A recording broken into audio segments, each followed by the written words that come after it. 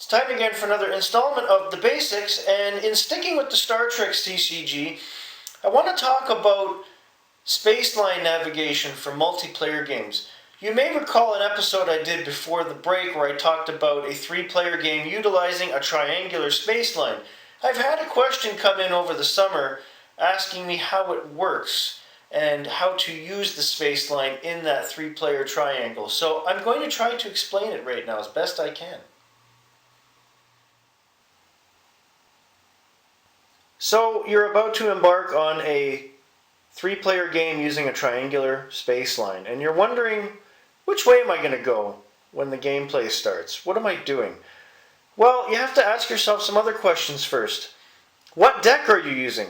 What's the affiliation that your deck is made up of? Is the deck designed for confrontation? Is it designed to score points? Is it designed with a side deck that has power cards that you're eventually going to use?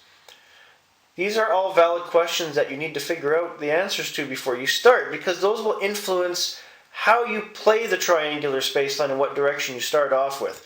For example, if I was playing a Federation deck, I've started to play the game, I have my ship out, pretend there's an outpost there. My opponent on this side is playing Romulan, my opponent on this side is playing Klingon. Within the first few turns, I've noticed that my Romulan opponent is loading a lot of personnel onto one solitary warbird. My Klingon opponent is loading personnel onto 2 birds of prey, and I just have the one ship out. And I've noticed through the eye movements of my opponent that on the Romulan side, he's looking over the whole spaceline, whereas my Klingon opponent, his eye movements are telling me he's focusing on one side, his own side. This would lead me to believe that my Romulan opponent is thinking of traveling all over the spaceline in either direction. My Klingon opponent is thinking of staying in his own little area, maybe overlapping a bit to get some points scored. That would tell me that, if anything, I have a bigger threat on this side with my Romulan opponent than I do with my Klingon opponent.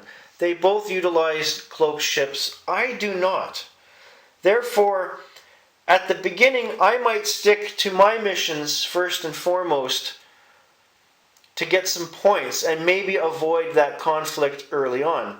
The other option would be to do a quick hop, 3-span over to this mission and score 25 points and then head back in this direction.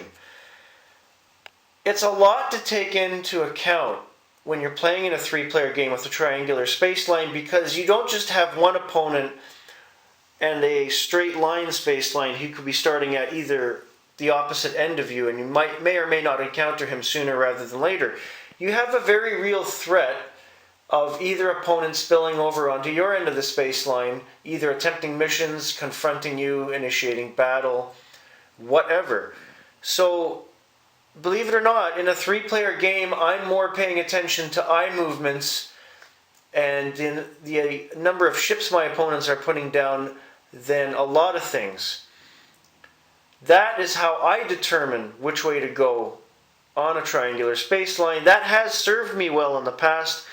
You don't often think about eye movements, especially if you're only doing a 2-player game, but it's imperative to see what your opponents are looking at in the early stages of a triangular spaceline 3-player game. So keep that in mind. Take it into consideration when you start one of these.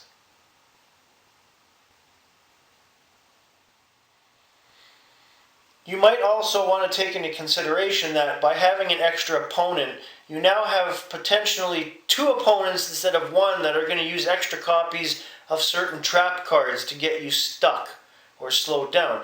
An example of that being Q's tent.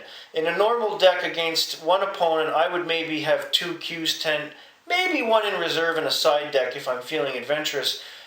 An opponent in this case might use 4 or 5 Q's tent in a deck, 2 of them being in the Q's tent side deck, because maybe he wants to create a buffer zone for himself to score points and focus on the missions and the dilemmas and keep his other 2 opponents at arm's length most of the time. You never know. And most importantly, watch those eye movements. Have a great day, everybody.